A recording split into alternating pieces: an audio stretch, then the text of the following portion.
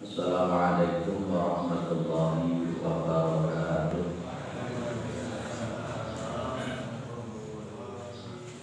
Alhamdulillah, alhamdulillahilladzi arsala rasulahu bil huda wa dinil haqq liyudhhirahu 'ala dini kullihi wa kafa billahi shahida. Asyhadu an la ilaha illallah wa asyhadu anna Muhammadan abduhu wa rasuluhu la nabiyya ba'da. Allahumma shalli 'ala Muhammad wa 'ala alihi wa sahbihi wa man tabi'ahum bi ihsanin ila yaumiddin, amma ba'du. Kita bersyukur kepada Allah Subhanahu wa taala atas segala nikmat yang diberikan oleh Allah kepada kita semua, terutama sampai pada pagi hari ini kita masih diberikan kekuatan iman dan Islam. Kita masih diberikan kesehatan serta kesempatan sehingga kita masih bisa melaksanakan kewajiban kita sholat subuh berjamaah, dan kita lanjutkan dengan mengkaji agama Allah Subhanahu wa taala. Mudah-mudahan kesempatan semacam ini senantiasa diberikan oleh Allah kepada kita semua sampai nanti kita menghadap kepada Allah yang tentunya dalam posisi husnul khatimah. Salawat salam tetap terlimpahkan kepada Rasulullah Muhammad sallallahu alaihi wasallam sebagai khatamul anbiya wal mursalin, penutup para nabi dan rasul, yang tidak ada nabi lagi sesudah Nabi Muhammad sallallahu alaihi wasallam.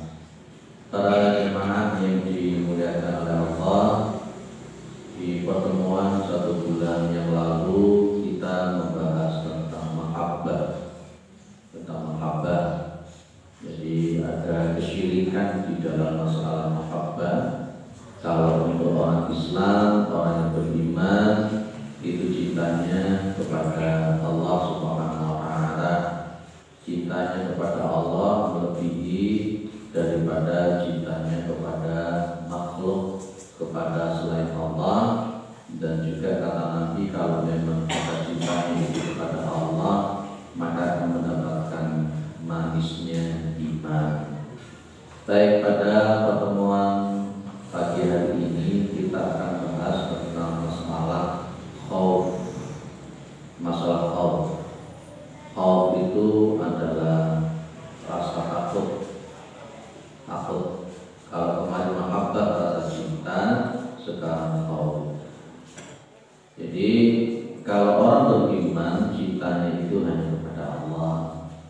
Kalau orang beriman rasa takutnya pun juga hanya kepada Allah Subhanahu wa taala. Nah, memang ada takut yang sifatnya mubah. Ada rasa takut yang sifatnya mubah, dia ini yang bersifat tabi'i. Bersifat tabi'i dari manusia. Dalilnya itu begini. Ketika Nabi Musa itu mendapatkan wahyu. Nabi Musa mendapatkan wahyu. Pas ketika mendapatkan wahyu itu, Nabi Musa diberikan mukjizat. Kemudian Allah menyuruh melemparkan tongkatnya beliau, melemparkan tongkatnya beliau. Begitu tongkat itu dilemparkan, berubah menjadi seekor ular. Yang dilakukan oleh Nabi Musa, lari atau pegang? Nabi Musa lari, takut dengan ularnya perubahan daripada tongkat tersebut. Nah, ini kalau konteks semacam ini namanya khauf tabi'i. Khauf tabi'i yang semacam ini ya berubah. Kayak contoh, ibu-ibu itu dari kaum nyekel ular dari kawani. Ya bu, ada yang berengsek ular. Nah, itu khauf tabi'i. Umpamanya Pak Arif itu wedi kalau tikus. Dia itu tikus melayu. Nah itu namanya tabi'i. Yang semacam ini sebagai tabi'iyah al-insaniyah, dan itu adalah mubah, tidak masuk kategori syirik.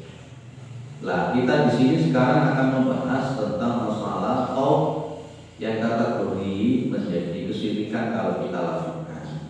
Nah, diawali oleh Allah surah Al-Imran. Itu kalau dengan amati bukan 115, 175. 175.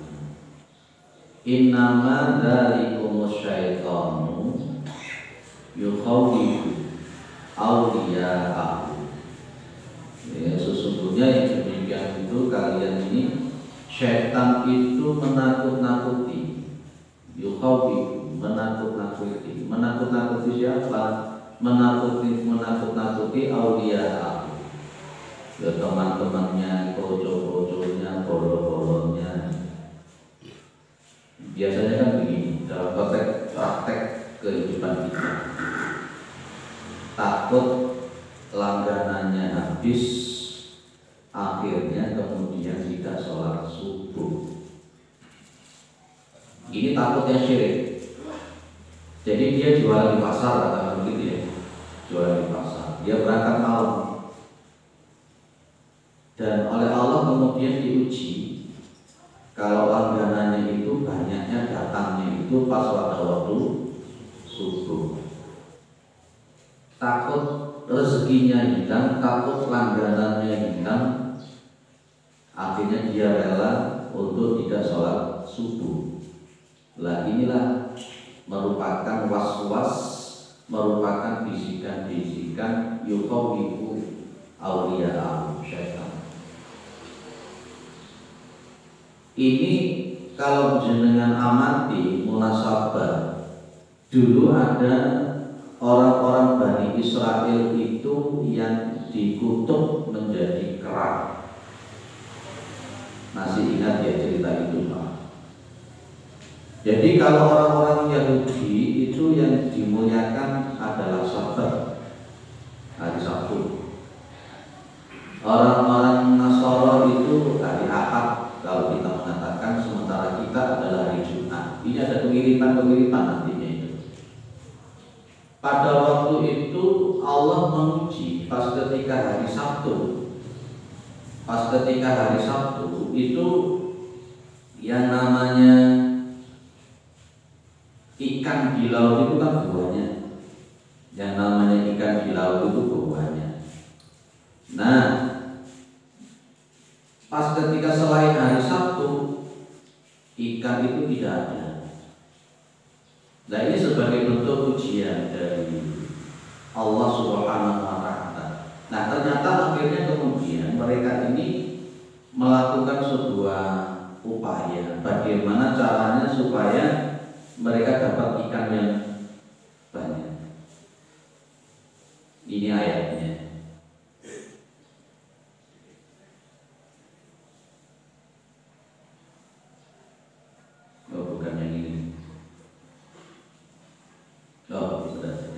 Nah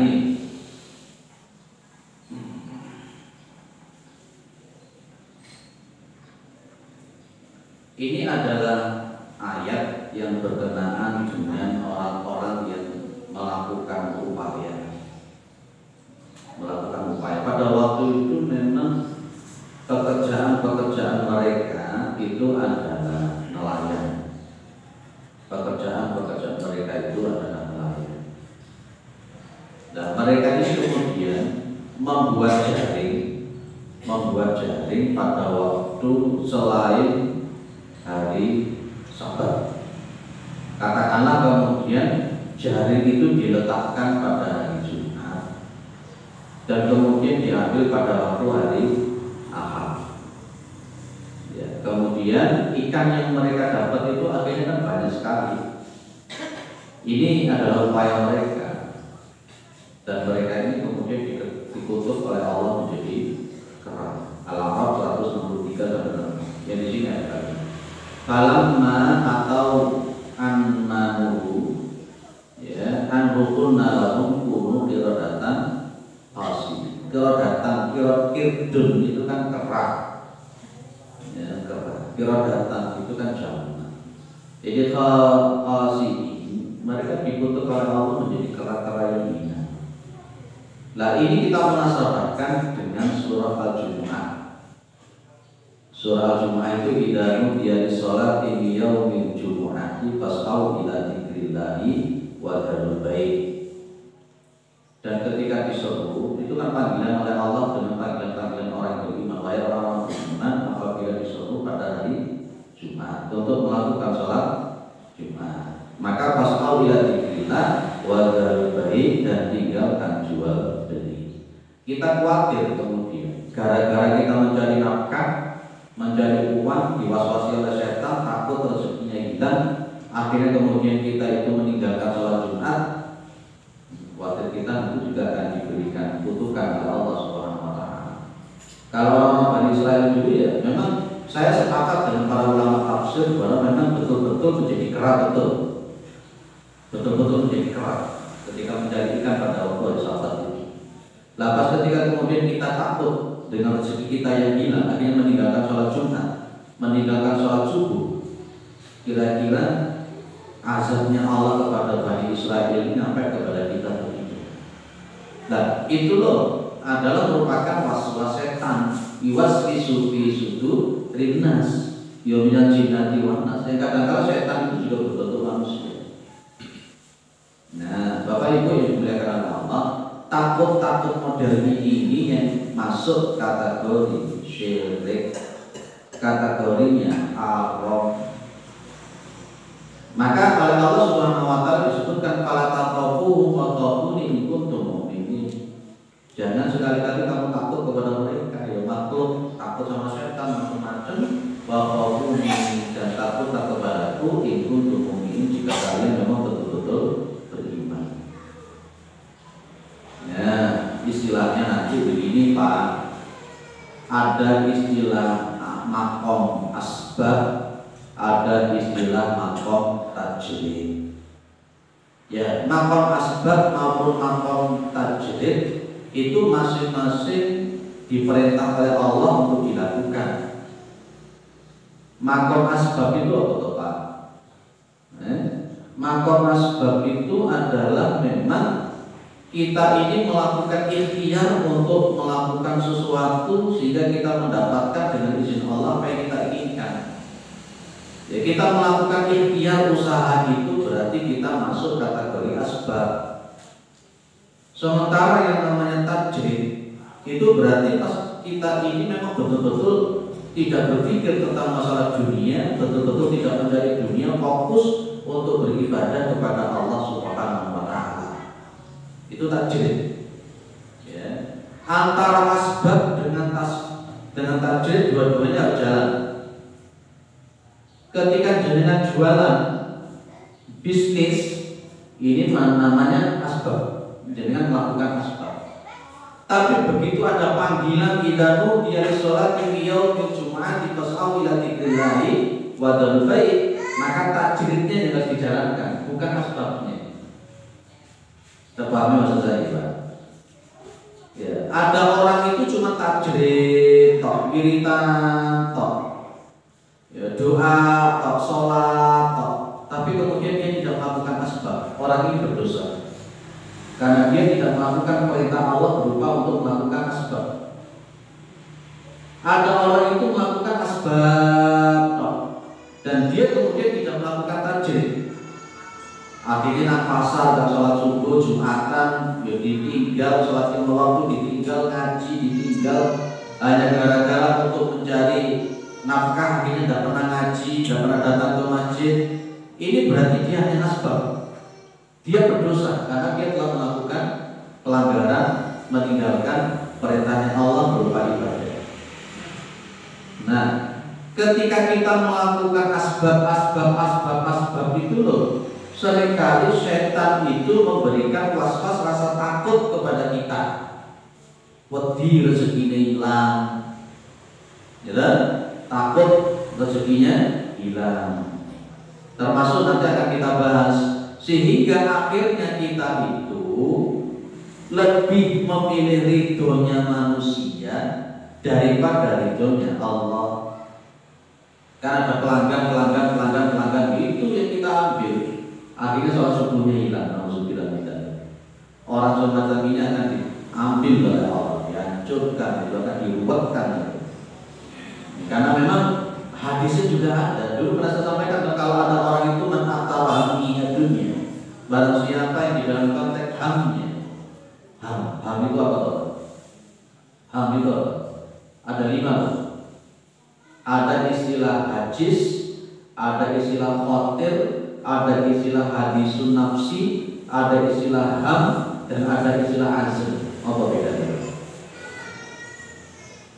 Halo? Oh, belum tahu.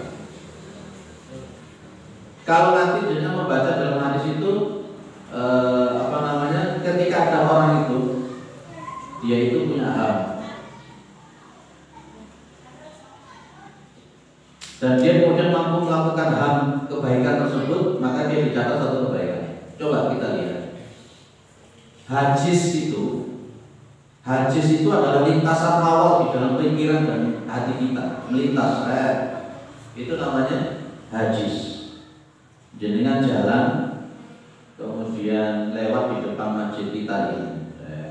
Begitu jalan dari sana ada lintasan, aku tak sholat di masjid apa bilang? Masjid Al-Islam. Tapi begitu di depannya Masjid Al-Islam, bablas. Ini berarti cuma hadis. Ada yang namanya khotir. Khotir itu lintasan-lintasan hati yang sudah mulai membayang, sudah mulai terbayang. Terlintas di dalam otak jenengan untuk sholat di Al-Islam, sudah terbayang, aku sholat ini. Itu namanya khotir. Ada namanya hadisun nafsi.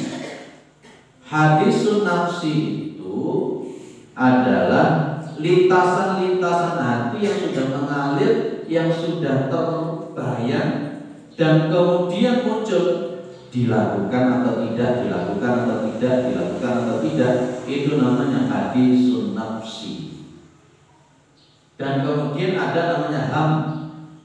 Ham itu lintasan di dalam hati yang sudah mengalir, yang sudah terbayang, yang sudah berbentuk berubah keinginan, ya, berubah bentuk menjadi keinginan yang prosentase untuk dilakukan lebih tinggi daripada tidak dilakukan. Itu namanya ham.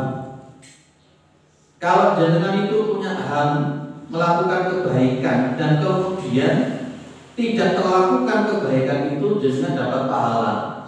Itu yang terambil ham. Sementara yang khotir, sementara yang hadis tidak dapat. Karena belum ada perubahan untuk keinginan. Belum ada perubahan untuk keinginan. Itu ham. Ada namanya azm. Ini lebih tinggi lagi tingkatannya dari ham. Kalau azm itu berarti sudah berubah menjadi tekad 100% melakukan. Itu namanya azm.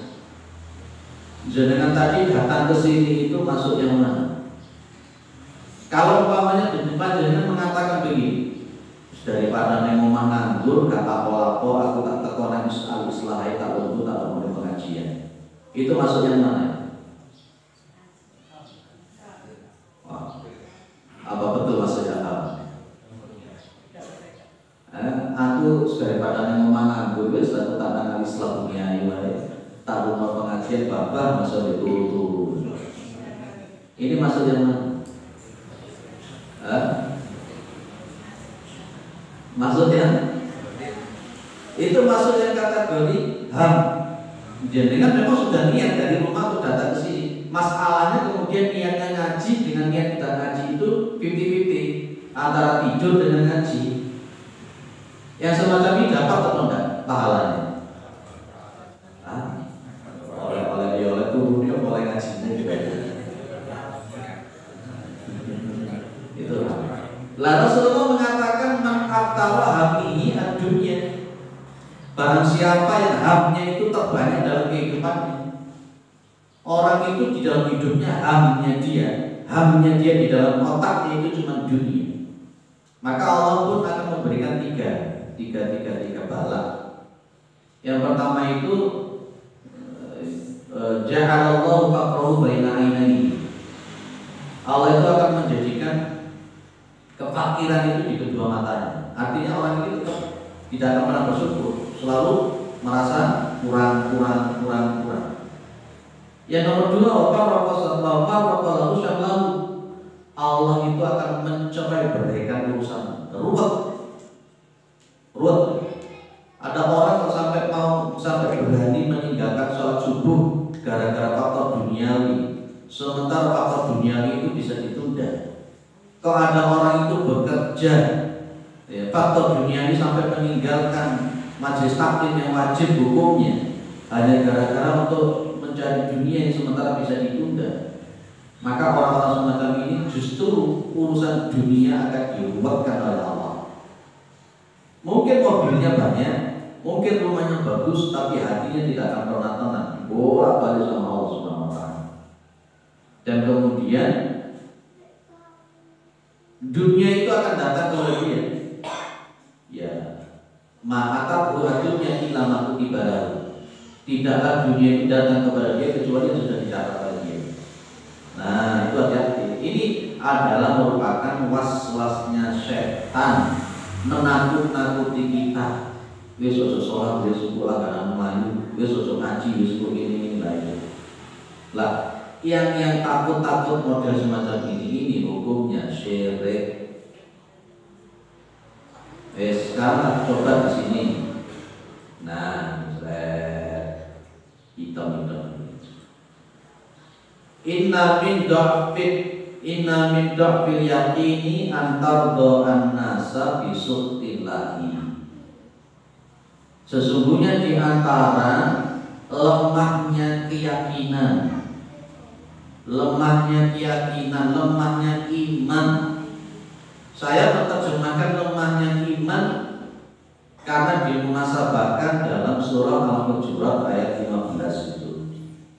Innamal mu'minuna alladzina amanu billahi wa rasulihi tsumma lam yartabu wa jahadu bi amwalihim wa anfusihim fi sabilillah. Inna min dhafil yaqini, sesungguhnya di antara tanda lemahnya keyakinan, di antara tanda lemahnya iman, antar donasa, ketika engkau ridho kepada manusia, memilih ridhonya manusia, memilih ridhonya orang, bisurtillahi, dengan kemurkaan Allah Subhanahu wa ta'ala. Apa contohnya Pak? Ya di antaranya itu tadi, ridho langganane lancar sementara sholatnya ditinggalkan, ridho dagangannya laris sementara pengajiannya ditinggalkan. Itu tanda orang itu keyakinannya kepada Allah lemah. Apalagi Rasulullah dulu itu kan menggambarkan kalau kita itu berpegang teguh kepada syariat itu seperti memegang bara api, kan begitu ya. Hubungannya dengan ini juga. Kita ini sampai tidak berani melakukan syariat ajaran Islam gara-gara takut dirasani orang, gara-gara takut dieloni uang, gara-gara takut diapakan lagi, dikucilkan orang, gara-gara kita melakukan syariat.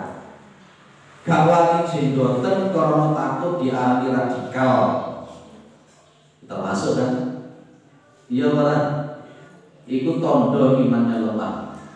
Wah sama ini jenggoten kayak tuwek, mending gak usah jenggoten loh. Akhirnya gak jenggoten tenanan. Jenggoten dalam hukum Islam itu sunnah. Sunnah, ada yang mengatakan wajib. Kalau saya majelis takjil menyebut sunnah. Kalau dicukur habis itu makruh. Milih mana, jenggoten atau jenggoten? Milih dianggap tua kalau melakukan sunnah. Temenan.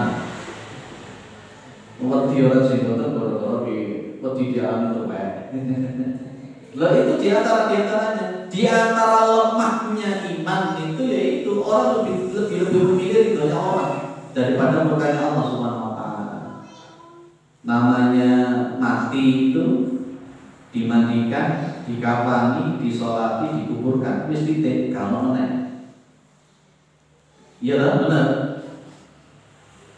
Ternyata tetap tekani, diundang tetap teko karena takut dikucilkan. Oh, takut diarani Wahabi,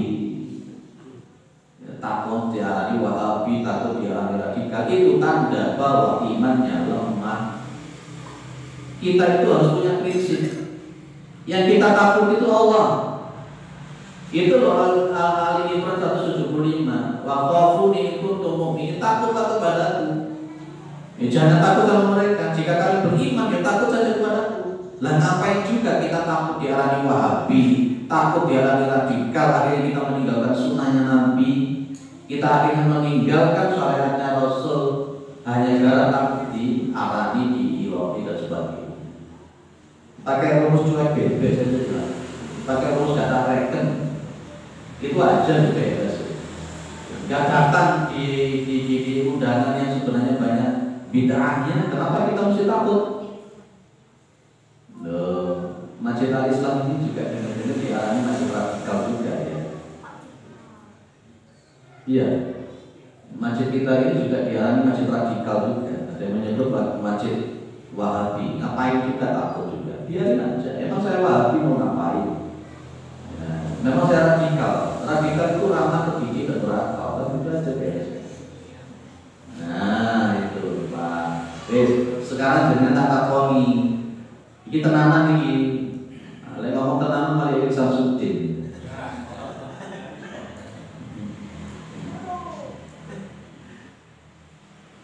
Jenengan lebih memilih ridhonya Allah, ridhonya manusia atau murkanya Allah?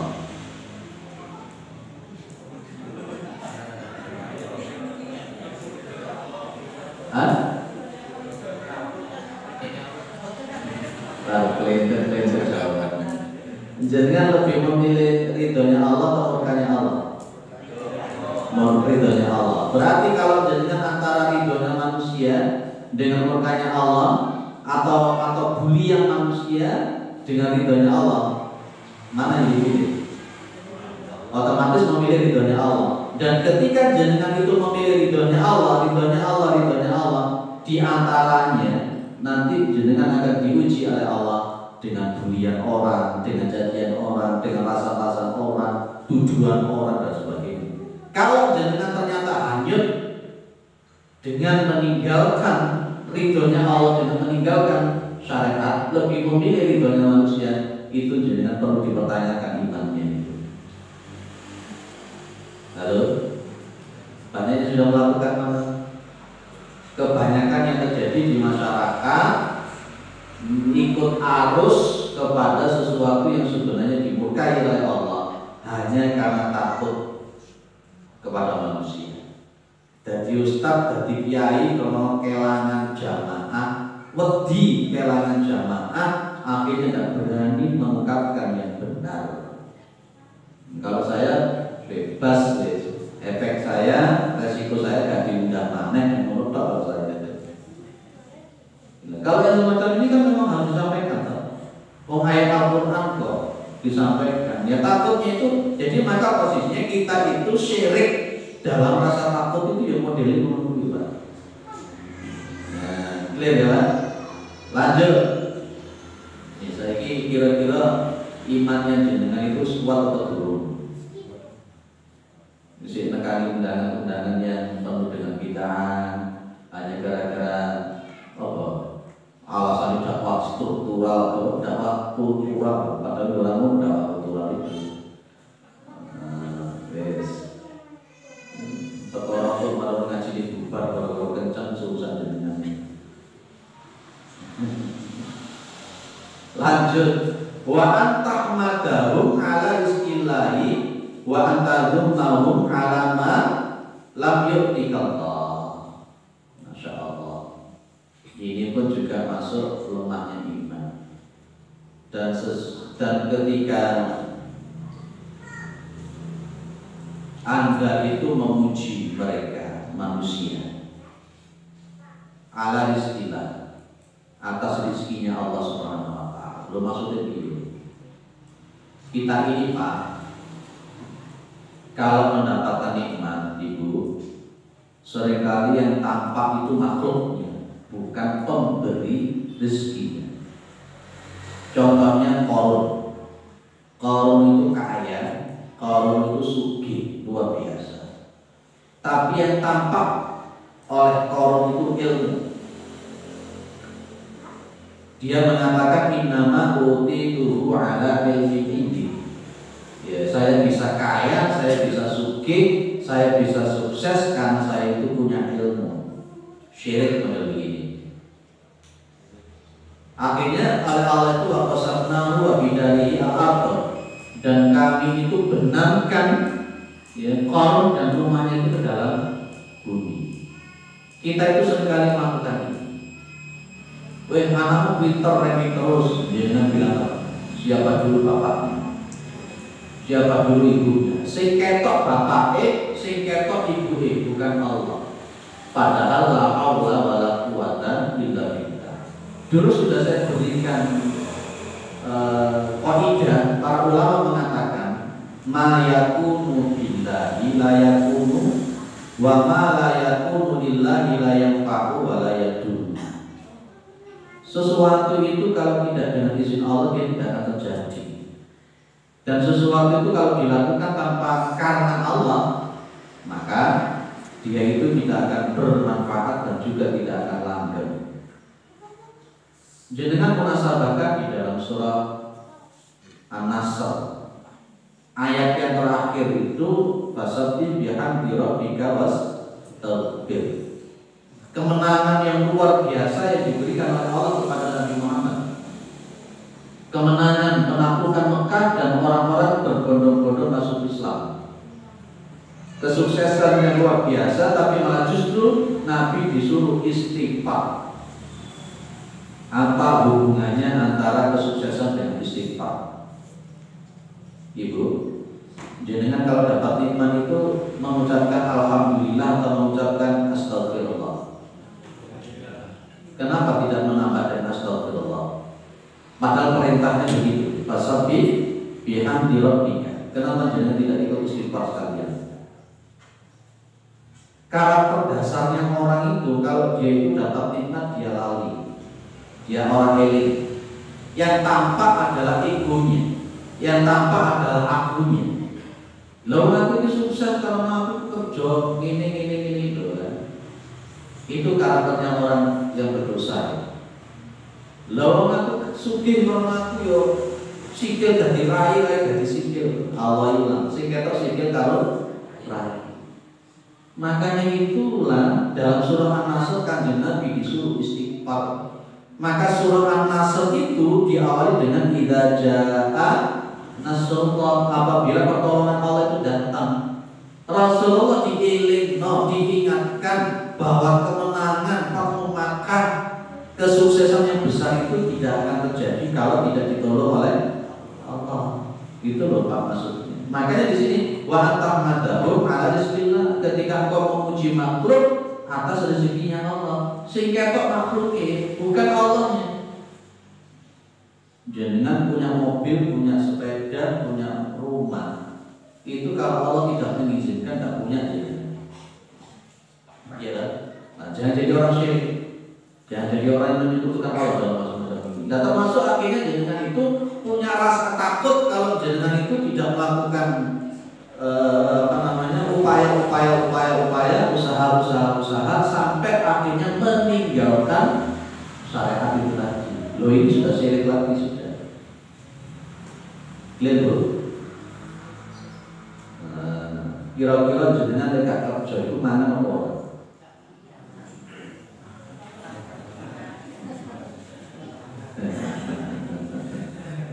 Jawabannya orang macam-macam. Dekat kerja kira-kira si iso mana orang? Wama minda batin illa ala iris. Kira-kira jenengan itu sampai ninggalkan sholat karena kerja terus, itu kira-kira rezekinya tambah atau tetap? Wong namanya rezeki itu sudah dicatat oleh Allah. Ya, Jangan begitu. Jadi makom asbab dia dilakoni, makom tajridnya juga tetap dilakoni. Wayai sholat ya sholat, wayai ngaji ya ngaji, wayai dzikir ya dzikir, wayai kerja ya kerja. Jangan diwala-wali. Wayai sholat tidak kerja, wayai kerja tidak wiritan. Akhirnya gak kerja-kerja, akhirnya wiritan sampai tasbih kerja gak kerja-kerja. Kayak kemarin di majelis taklim mana Sabil Salam itu tanya sama saya, Ustaz, ini ada teman minta amalan sama seorang kiai. Sama kiainya disuruh membaca Al-Fatihah 1000 kali karena rezekinya biar lancar. Tak guyu tuh saya ketawain, masya Allah. Lalu baca Al-Fatihah bisa dulu biar jam. Malu kaki lapo model menurut. Dan terus itu dari mana? Terus itu sumbernya dari mana? Amal model begitu juga dari mana? Ijazah soto, cocokologi menurut. Akhirnya dilakoni, tapi kebetulan yang jamaah ini rada geblek. Dia ngomong Al-Fatihah, Al-Fatihah, Al-Fatihah, Al-Fatihah. Bukan membaca surat Al-Fatihah, dia membaca Al-Fatihah, Al-Fatihah, Al-Fatihah, Al-Fatihah. Terus kemudian dia datang kepada kiainya, tanyain, rezeki saya lancar gara-gara saya membaca itu, kan? Itu kan sugesti. Jangan begitu meskipun begini. Kalau saya kemarin saya bilang sama ibu-ibu itu, Allah itu punya janji dan Allah tidak akan mungkin mengingkari janji. Kalau orang itu sudah menetapi syariat dengan baik, kalau orang itu memang betul-betul bertakwa tanpa militan Al-Fatihah ping 1000, rezekinya Allah itu sudah masuk. Dalilnya apa? Wa may yattaqillaha faj'al lahu makhrajan wa yarzuqhu min haitsu la yahtasib. Itu jaminan Allah itu. Barang siapa yang memang bertakwa kepada Allah, maka Allah akan menjadikan setiap kesulitan-kesulitan itu jalan keluar. Wa yarzuqhu min haitsu la yahtasib. Dan Allah itu akan memberikan rezeki dari arah tidak disangka-sangka. Ngapain juga kita boleh pilitan sing aneh-aneh model begitu? Tanpa jadikan pilitan aneh-aneh gitu loh. Kalau jadinya memang tetap apa namanya, dalilnya juga pernah sampaikan, ihfadillah yahfadka, ihfadillah tajidhu tujahaka, itu loh dalilnya. Tidak usah pilitan yang aneh. Pak, aku tak pilitan Al-Fatihah ping 1000 ya wis satu dak kakak. Engko sing teko setan ta ada. Wis jenengan madhep mantep nglakoni rukun Islam sing tenanan, sholat sing tenanan, puasa sing tenanan, takwa kepada Allah, tanpa jenengan minta pilitan aneh-aneh, rezeki akan disampaikan oleh Allah. Itu saja. Itu tauhid. Kalau jenengan ragu-ragu dengan janjinya Allah model begini, perlu dipertanyakan imannya. Kan orang sekarang kan aneh-aneh.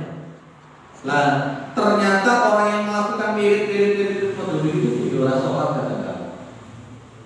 Orang-orang sekarang itu kan sebenarnya instan.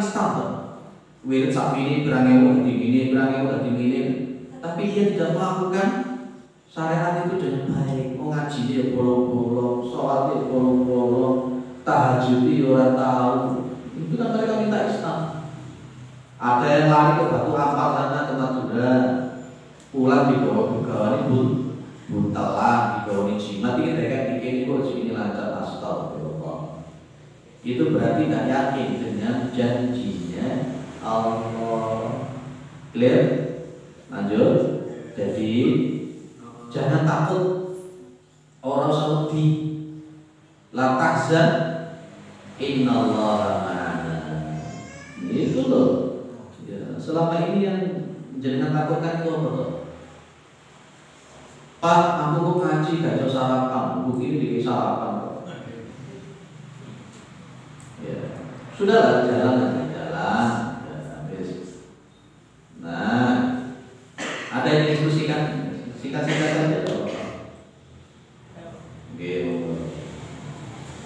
Kita punya orientasi terkait antara mahabbah, ketakutan dan agama kita pada Allah.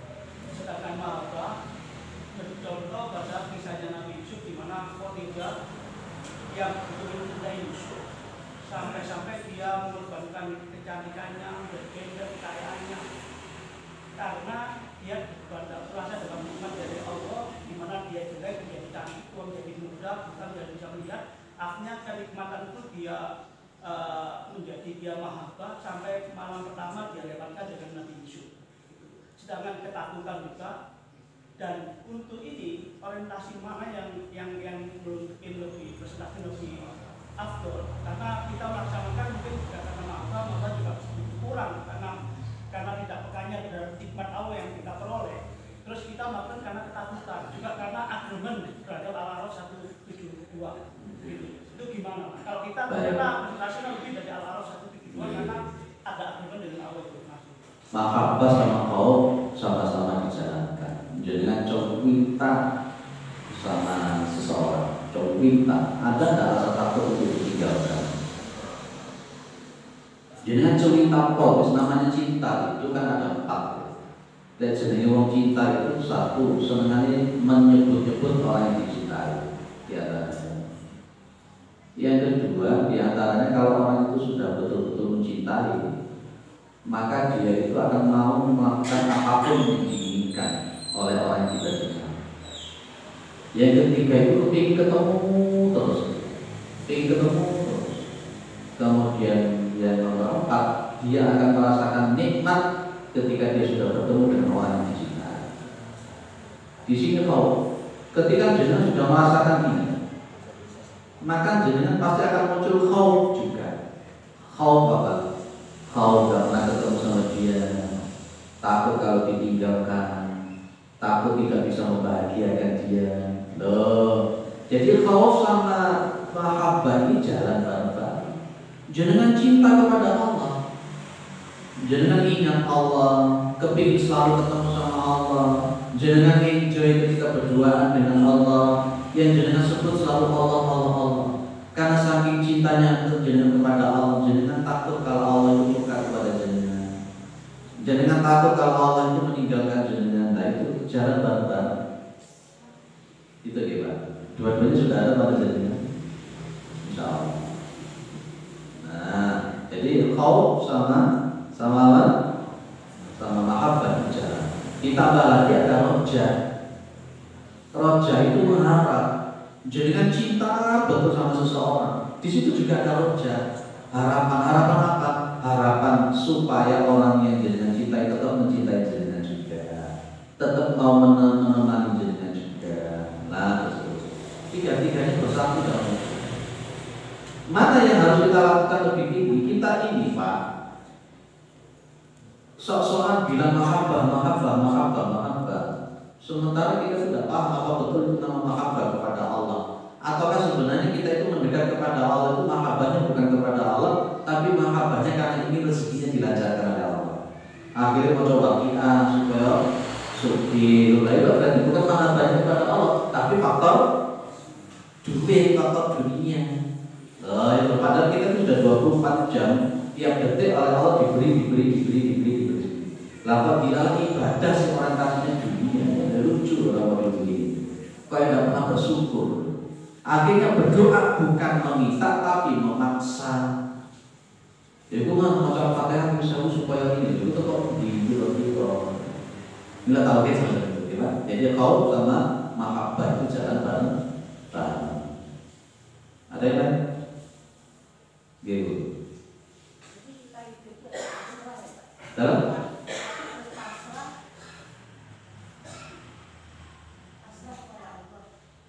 Saya menyebutnya manut.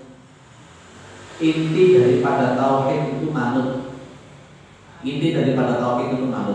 Itu tok saja. Jadi jenengan dikongkon tajrid, yo manut. Jenengan dikongkon asbab, yo manut. Itu dikongkon macul, yo macul. Dikongkon ngarit, yo ngarit. Itu manut. Inti tauhid itu manut. Sehingga jenengan melakukan ibadah itu isinya adalah rilo, legowo, ya, nerimo dengan keputusan itu. Inti tauhid itu semuanya malu. Nah, pernah enggak Allah memerintahkan jenengan sholat itu dengan keinginan supaya rezekinya jenengan lancar? Enggak pernah. Kalau malu enggak usah dilakukan. Pernah enggak Allah melalui Rasulnya itu memerintahkan membaca surat Al-Waqiah supaya suci? Tidak pernah, gak usah dilapor. Tanpa jenengan membaca surat Al-Waqiah pun, kalau jenengan manut sama Gusti Allah, jaminan rezeki itu sudah ada. Tadi itu wa may yattaqillah wa ja'ala makhraja wa yarzuqhu min haitsu la yahtasib. Betul Bu ya? Gitu. Jadi saiki gak usah ngane-nganehi. Wong Islam itu simpel. Sehingga angel itu adalah wong dhewe. Ya akhirnya ada amalan iki ngapain? Padahal yo ora ngono. Simpel, Islam itu simpel. Semakin paham kita dengan tauhid, kita akan semakin paham. Oh, simpel beragama itu enak, orang angel. Sehingga angel itu wong dhewe yang ndak ngerti keilmuan tauhidnya. Ya syukur orang kiai kayak wiritan ini tataan nabi orang ngomong orang wis mandek ae.